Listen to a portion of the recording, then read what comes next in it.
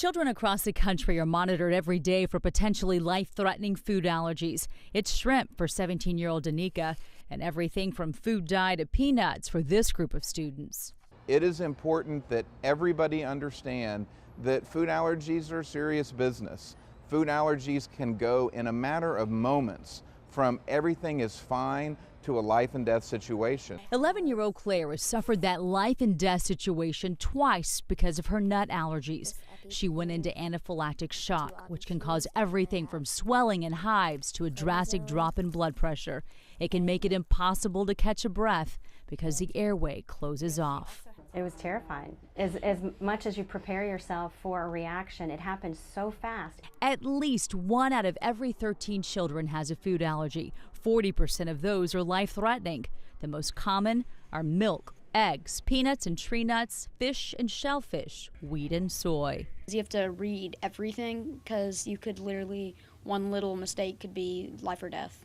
Even more people have food intolerances or sensitivities. We know that the general population, about 25% of people will report that they have some kind of adverse reaction to food. So now we're talking 1 in 4 people negatively reacts to some type of food.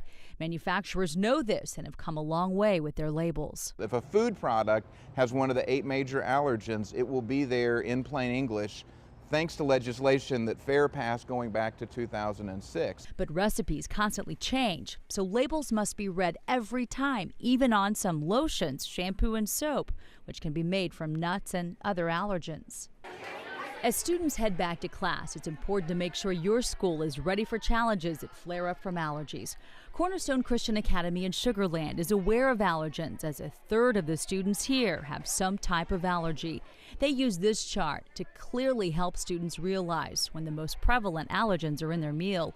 Those allergic can avoid them.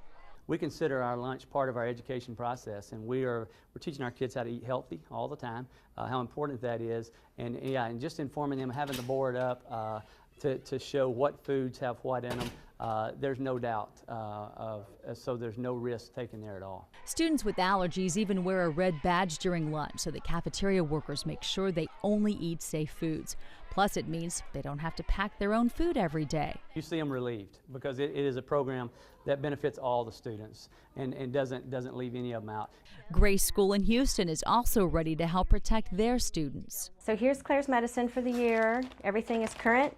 We'll have everything here for you, and you are cleared by school to carry your own supply of emergency medication also. Claire even helped make this awareness video for her school so that everyone realizes just how serious peanut allergies can be. Because we have so many children at this school with food allergies, our nurse does go down and reviews the menu with the cafeteria manager and looks at all the labels. With more than 30 years experience in school administration, Walters has witnessed a big climb in allergies. What I've seen the highest rate of is the severe reactions to allergies. We've always had students that came to us with food allergies, but in the past, I'm going to say 8 years, that rise of the severity of the allergic reaction has increased. It may be due to what we call the hygiene hypothesis, which is the idea that our immune system has been designed to protect us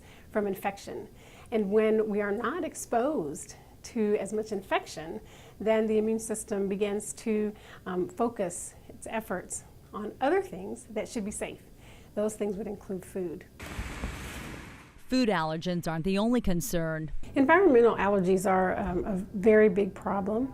I think that there are actually more children who have environmental allergies than food allergies. If environmental allergies contribute to asthma, then that is a very large risk and should be evaluated and treated. Danica has more environmental issues than food. She's actually allergic to basically everything outside but upper country, and every grass outside. Inside is dust mites. One of Danica's biggest fears is her body's reaction to fire ants. She's been undergoing treatment the past few years to help prevent a serious reaction. I take allergy shots. Plus antihistamines. They seem to be helping, which is a big relief. A 13-year-old boy in Corpus Christi lost his life last year because of his violent allergic reaction to fire ants. Cameron Espinoza was playing football when it happened. Doctors believe a quick dose of epinephrine could have saved his life. But at this point, schools aren't allowed to administer the prescription drug if it doesn't belong to the student. Now, because of his situation, Texas lawmakers are trying to pass legislation to make sure every school has an extra EpiPen on hand. And so the senator in Corpus Christi is the one who actually sponsored the bill. And with good reason. 25% of first-time anaphylactic reactions happen at school.